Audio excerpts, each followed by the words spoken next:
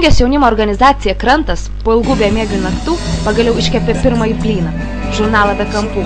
Jo pristatymas vyko gegužės 30 dieną, 2 valandą Plungės miesto centre.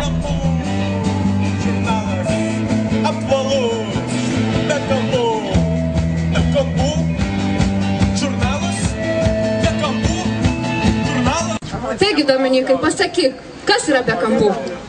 Be kampų tai Plungės jaunimo organizacijos Krantas, išleistas naujas žurnalas jaunimui, kurio pagrindinė mintis platinti ir skleisti jaunimui įdomias naujienas visame Plungės rajone. Apie renginį, manau, kad labai gerai, kad Plungės jaunimas organizuoja tokius renginius, labai smagu. Man naudingas šitas žurnalas bus? Jaunimui bus įdomu paskaityti apie būtent ne visos šalies, kaip sakant, jaunimas, ką veikia, o būtent Plungės jaunimas. Labas. Ar jums patinka mūsų šiandienos renginys? Taip.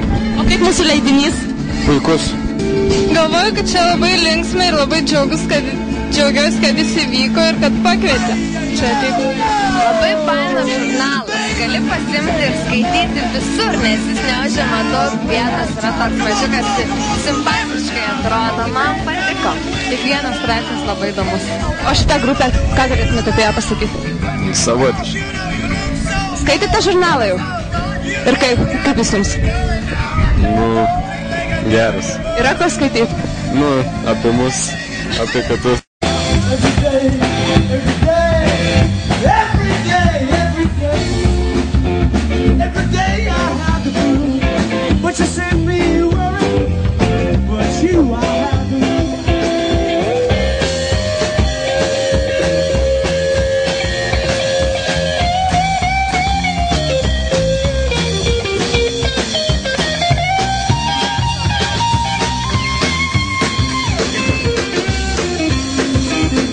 Manote apie mūsų šitą tokį renginį?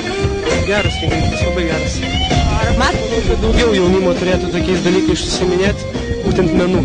Nes labai mažai jaunimo, kuris užsiema menu ir tai daro gerai iš tikrųjų. Ačiū. O ar matot Plungėj kokių perspektyvų? Ne, jeigu jūs taip ir toliau darysit viską ir taip progresuosit, aišku. Gal iš žurnalo jau platesnį iš šitą išleisit savo. Jau visos Lietuvos mastu. Gerai, ačiū.